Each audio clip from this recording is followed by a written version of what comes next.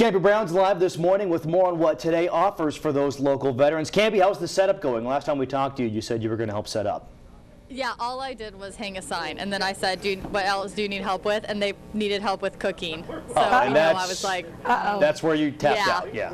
Yeah, I was like, we don't want to get anybody sick here this morning. Right, Marcus? Are you happy that I'm not cooking for you this morning? We got donuts. Yeah, the donuts. That's my idea of cooking right there. Hey, good morning, guys. You know, this Veteran Stand-Down event is going to be happening at 8 a.m. this morning, all the way until 5 o'clock. Veterans will be able to come here. It's a one-stop shop to be able to get all the resources that they need. You know, Marcus, you are actually in the transitional housing right now. What has this been like for you?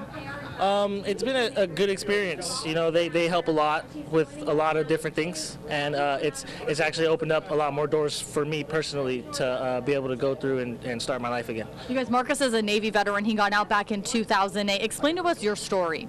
You know, I got out in 2008, and then I was working, and then I got injured, and then there was a time where I was not getting paid, and that's when CVAF came in and or actually I found them, and they actually helped me out a lot to where they would pay the rent and all that stuff, and I could concentrate on my schooling and my job and stuff.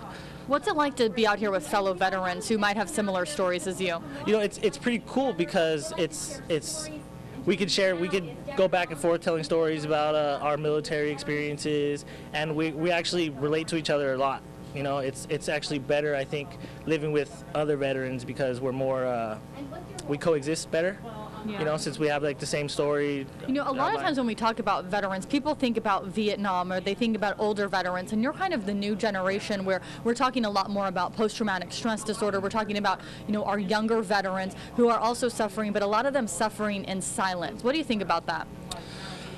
You know, I'm not one that suffers from PTSD, but I think the whole suffer in silence thing is, I don't think it's good. I'm not a keep inside myself type of person, and that type of stuff, especially with that type of traumatic experience, would eat a person away badly. So I think that the whole silence thing it's not a good idea. I don't think there's a lot of people to talk to, like CVAF, all the representative stuff. So many different outlets to talk to. So like, they should just talk about it. Yeah, which is why days like today are so important. You know, if you're watching right now and you're thinking, hey, I don't know a veteran, I'm not going to know anyone who's going to be out here, but Marcus's story touches your heart. They need a lot of help out here. They need clothing. You can also donate food that helps this go, as well as monetary donations. Those are always appreciated. They do a lot of things out here, and this is one of the ways they're getting everything together just in one spot for these veterans to get all the help that they need, along with those 2 hot meals. And for a lot of these veterans, that might be the only hot meal that they'll get all year long. Guys?